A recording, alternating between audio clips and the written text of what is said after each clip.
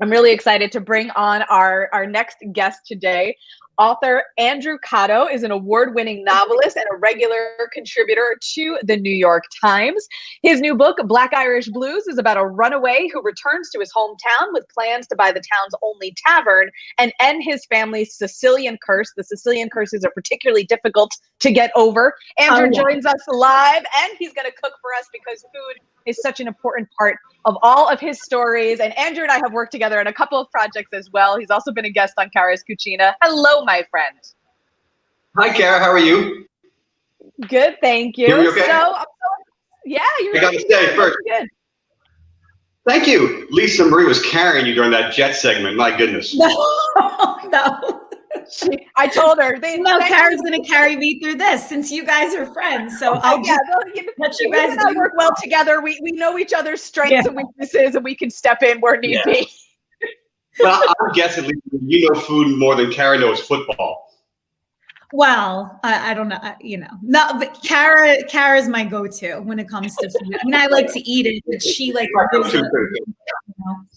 go to it. Good. Yeah. So tell us, Andrew, tell us about Black Irish Blues.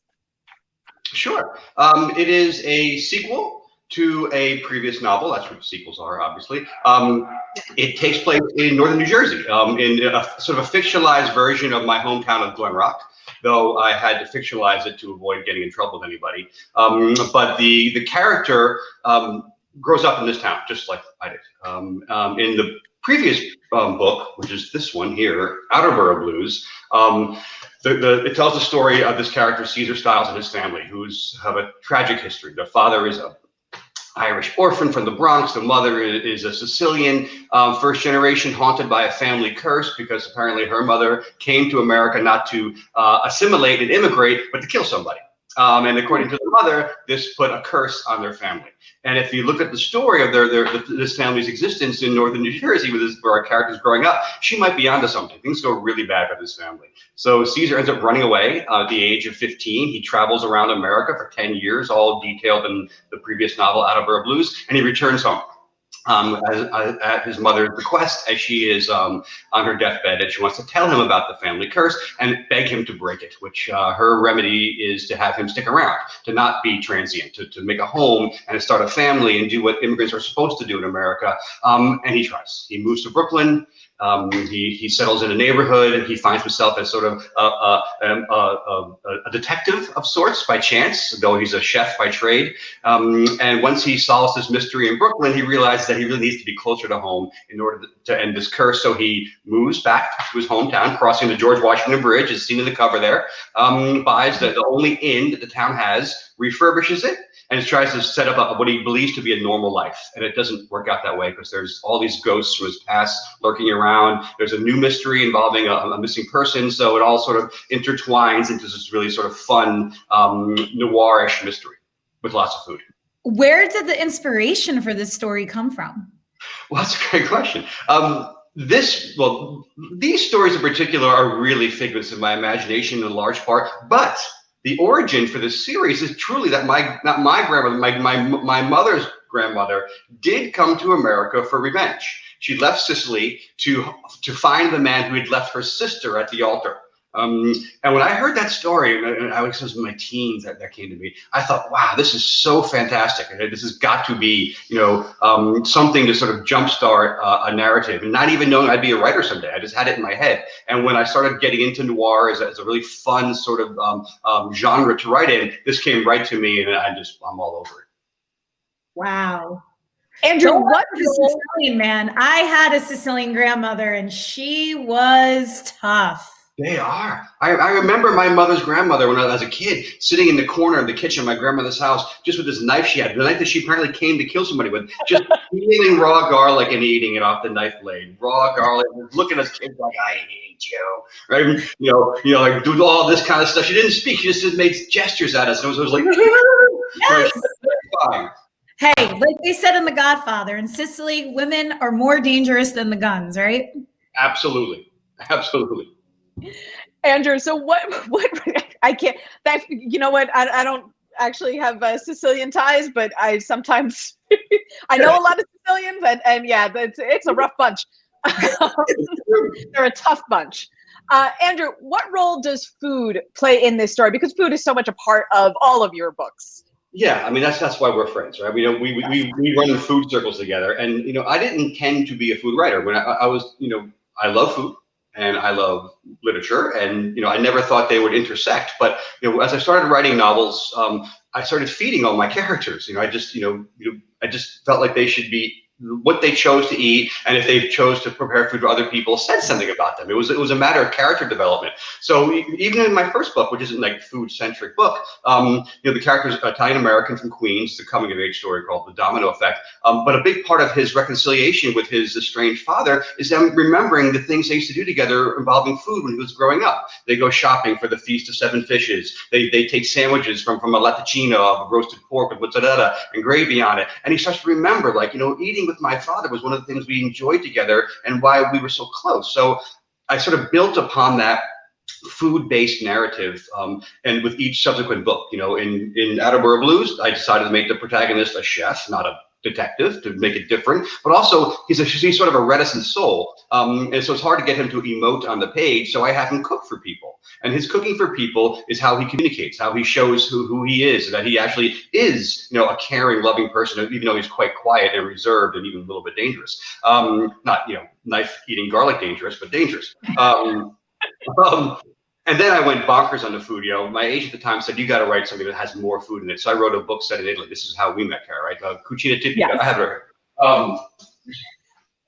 I should have this even more handy. This book here is set in Italy, and it is food fiction. I mean, the character goes to Italy on holiday and is like, you know what, I'm not going home. And that happened to me, actually. I came home and I returned for a year. This character's like, I'm never leaving Italy. And the reason I'm never leaving Italy is because the food is so good, right? Every day he eats really well, drinks really good wine, and it's all right there, affordable and accessible. It's not a privilege, it's a right? I mean, there's 26 meals in this book, and he's chasing ancestry, but he's chasing ancestry between meals, right? The priority is the meals, right? So I discovered this sort of knack for, creating atmosphere through food, and I create characterization through food, and I create sensory pleasure through food in these novels. And I've taken that to my journalism too. I write for the Times and La Cucina Italiana, and Rachel Ray's magazine, and I'm always covering food. It's just like, I think it's the most important thing we can do together as friends, as people, as community and family, is to eat together. I would rather eat. I wish we were eating right now. Me too. Well, I was gonna say, aren't you cooking a little something for us? Speaking of cooking and eating together, what do you got going on over there? I've got a pot boiling behind me. It's just creeping up my back with the steam, by the way. So this is like dangerous. It's funny when your producer said yesterday, well, you should demo something too. I said, demo something at 9:30 in the morning. I did this series, a reading series during the lockdown. I call it the Aperitivo Hour. It's on my YouTube page, where I'd read food passages from my book, right, and then make something that I'd read. And I did this for the release of Black Irish Blues for the book party, right? I read a passage where he fries lamb chops. So after I read the passage and had some music played, I made fried lamb chops right here in my kitchen. I didn't think I could make you guys fried lamb chops at 9:30 in the morning, so I started thinking creatively. And what I thought of was something that's actually in the book, very Jersey-centric too, in a way, which is a classic carbonara, right? Carbonara is a great pasta, but out of Rome, but it actually is so familiar to what we eat, especially in Jersey, which is bacon, egg, and cheese. That's what bacon, egg, and cheese on a hard roll, baby. Yeah, bacon, egg, and cheese, but on a roll. Right? And in the story, Caesar has Taylor ham, egg, and cheese, even make it more Jersey-centric, right? There's a great scene, and I won't belabor this, but this sort of what I was talking about. There's a scene in the story where Caesar's refurbishing the bar, right? His friend says, you need any help? He says, yeah, I do need help. He said, I'll bring some guys by tomorrow. When on my way to work in the morning, I pass, a corner where there's people waiting to do day labor, right? The next day, there's these two cousins from Ecuador waiting for Caesar. They don't speak English. Caesar walks into greets them, and he's got a Taylor ham, egg, and cheese in the bag and a cup of coffee, and they're looking at the bag like, yeah, that looks good. Because nothing smells quite like Taylor ham, egg, and cheese. So Caesar comes, lets them in, asks them to stay, goes back to the deli down the street, buys them each Taylor ham, egg, and cheeses and coffees, and comes back, and they eat breakfast together as their first gesture of solidarity. That to me says a lot about Caesar, man. He wants to feed people, and that's how I did it. So that being said, I'm going to make it for you, right? Are we ready for this part yet? Yeah, absolutely. Let's see it. We can go back to the Jets, Karen. You want to go to, are you a Jets fan or no? No, I didn't know who any of those people were either. I'm like, what are you? No, I mean, my friend who just likes making fun of me. That's what he is. Especially when I'm just as vulnerable. I had no idea what they were talking about, right? I know. That's why I said, I was like, Lisa Marie, you take this one. I got the next interview. That's right. Hey, I'm a Giants fan anyway. Giants, big blue. I'm a big time Giants fan too. Right. I had to interweave a little bit of the Giant talk in there. But. I did. I noticed that, and I appreciate that information.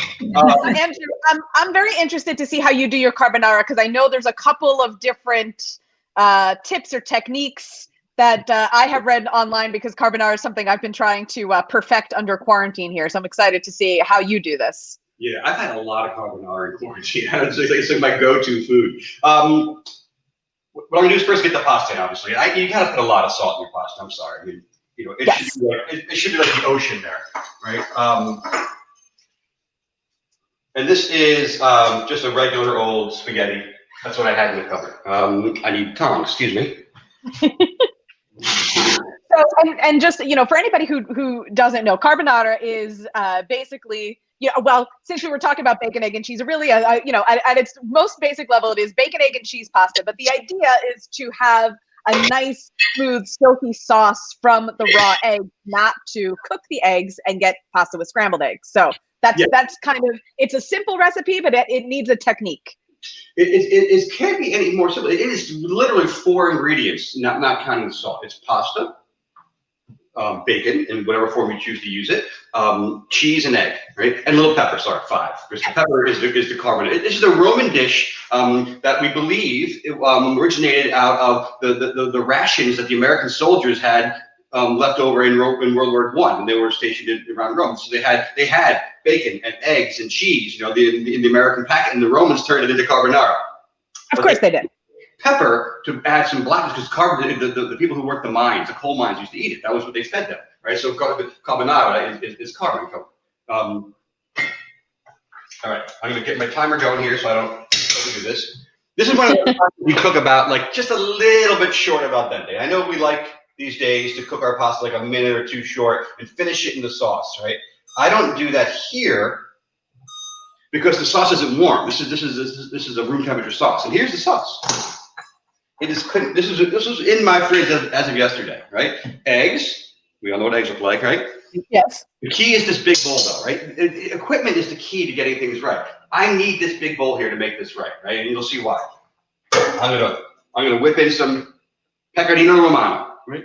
If you got Parmigiano, it's okay, but the Romans do pecorino, right? I'm just saying, whisk this in. Whip. Remember that dance, the whip and the names? Whip. Yes. That's my COVID brain just flashing back to weird things. Yeah. Watch me whip. You want to know? I bet your viewers want to know portions, right? I think of this very simply, right? Pasta is a pound for 4 people. You need a quarter pound of raw pasta per person, right? Typically, for this dish, it's even more simple. It is literally 1 egg per person and a quarter pound of cheese per person. Did I lose you guys? Okay. Yep, we're good. Yeah. We were just giving you the full screen. Enough of this guy. Get out of here. Cut him off when he's whipping. So I'm whipping together the eggs and the cheese, which is fun. Simple. Now, Andrew, are you using bacon, pancetta, guanciale? What pork product are we using today? That's a great question, Karen. I knew you were going to ask it. I'll show you.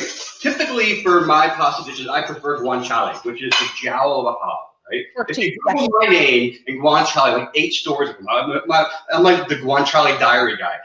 It is the jowl of a hog, which is cured. It's the best fat for pasta dishes and for other dishes too. Are you looking for a lipid to reduce and cook things in? Guanciale is the best. Guanciale. Guanciale. You can find it now at your Jersey pork stores, etc. Your specialty stores. Pancetta works as well. I prefer guanciale to pancetta because there's more fat in guanciale, which makes it better. Fat is a good thing, right? But I'm using actually what I had in my fridge, which cooks are prone to do, is a pork belly. I was going Very to nice.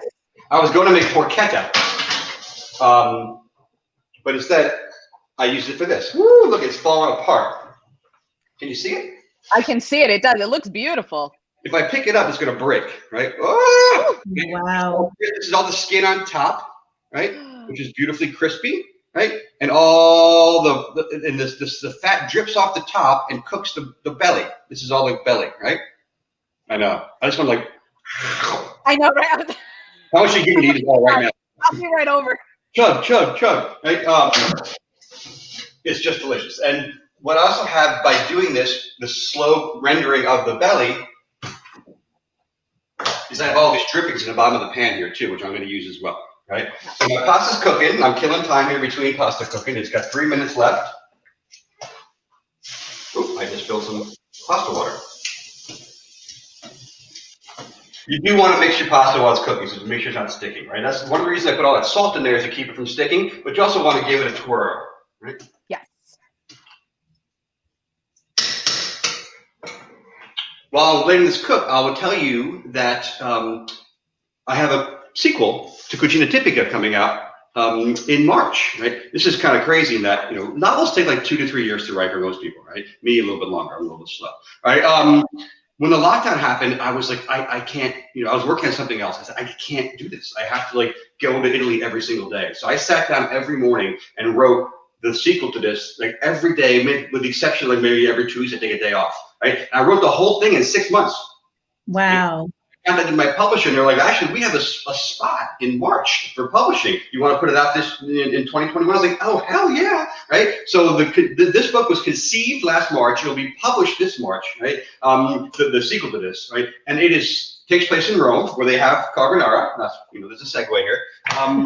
And it is just like the predecessor, full of food. I mean, they go sort of tramping around Rome looking for some ancestry, but they're really just eating their way through Rome, and it's really, really fun. Okay, I'll come back and talk about it in March. Thanks for asking.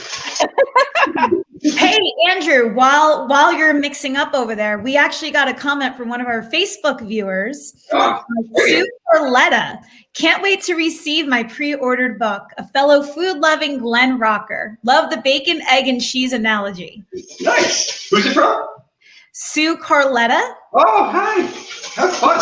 Yeah, I'm having a really good time sort of connecting with Glenrock here back in this particular book too.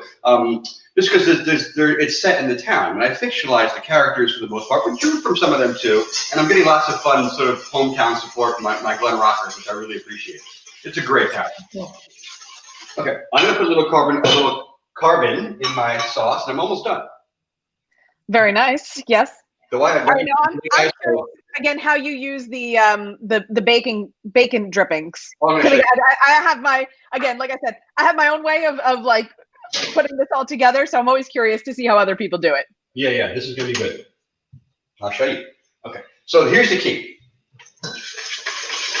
I've got they're perfectly emulsified, right? It's just cheese. Remember, it's 1 egg per person, 1/4 cup of grated pecorino per egg, right? And it's a perfect consistency. It is room temperature, so again, I can't finish cooking this in here like I would with a bucatini alla matriciana, where you finish the noodle in the sauce, and the noodle absorbs the sauce. This isn't like that, right? I got 52 seconds here. I'll dance for 52 seconds. What should I do? Let's talk. Who should I bet on in the Super Bowl? I didn't even catch that part. I didn't even know who was playing. Well, we're gonna find out this weekend who's in the Super Bowl. It's still playoffs. It's still playoffs. Hey, the guy from the Packers, Aaron Rodgers. He's Black Irish, right? That's a type of character. They're of Irish descent with black hair and blue eyes. He's Black Irish. Oh, really? There's some football chat for you. There you go. I never realized that. Such a jock. Here's the key. Look, I'm going to take these noodles. Right. This has been sitting on the pot. It's super hot.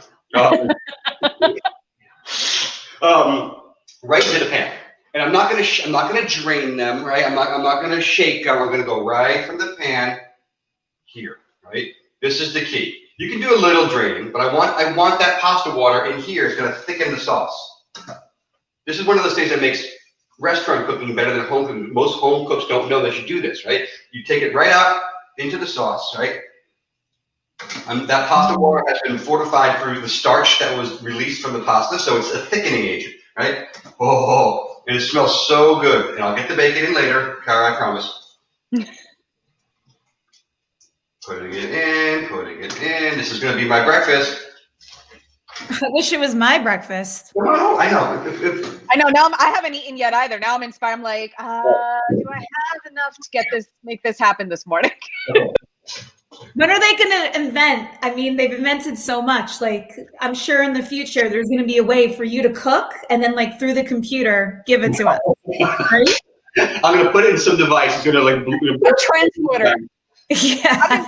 All right. So while Andrew mixes, really brief story. My dad, we grew up on Star Trek because my dad's a big Trekkie and my brother is absolutely brilliant. I've been telling him since he was a kid. I was like, you need to make that transporter thing happen. Yes. Oh yeah. Yeah, because I'll never come up with it. Yeah, it's not going to be me. Oh, so I'm getting a nice pepper aroma here. Right? If you see how creamy that is, right? Yeah. Right? There's no sauce like dripping off it. All the sauce is adhering to the. This is kind of messy, but all the sauce is adhering to the noodle. It's a perfect sort of balance, right? You don't want those sloppy sauces. I'm going to plate it. I'm getting to the bacon. Don't worry. If I was feeling more adventurous, I'd do that fancy plating technique where you put it in a ladle and. Where you make it a nice little twist. Yeah. But this is breakfast. This is breakfast. Well, actually, and it's so funny because we talked before you came on, Andrew, that I had Lydia on the show, and she did a breakfast risotto, which was actually very similar. It was bacon, bell pepper, onion, egg. So there's always kind of something to be made with these simple ingredients. Yeah, one of my favorite, absolutely. And one of the things, I can just digress for a second about breakfast and Italian food, is when I make pasta at night, right, and there's leftover, if there's ever leftover, right? I often make spaghetti pie out of it for the next day. So you just take your leftover pasta, crack a bunch of eggs into it, whip it up, and then bake it like a frittata. We call it spaghetti pie. Great. And congrats on having Lydia on. That is huge, right? Thank you. Andrew, how do you stay so trim? With all the spaghetti pie. I mean, how do you do it? I think it's about portion control. I think you eat, the right amounts of food. You eat healthy foods, right? I avoid sugar at all costs, right? I don't put sugar in my coffee. I don't drink soft drinks, right? I don't even really eat dessert unless I'm out on occasion. I think it's a matter of what you choose to put in your body, right? I think healthy foods. I mean, I can't eat this every day, right? But healthy, foods in moderation that come from places where you know where they come from, right? That are well raised and proper portion allows you to sort of indulge in eating well without sort of feeling like burdened by it physically or emotionally. I do believe that like a huge part of our mental health comes from how we eat, right, and how we take care of our bodies, what we put into our bodies, right? And it's an important part of my day.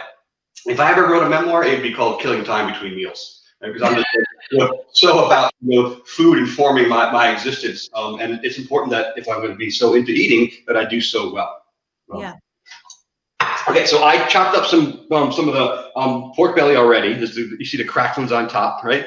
And there's a layer of fat and a layer of meat. Oh my God! I need to cut you off here in a second. The last step.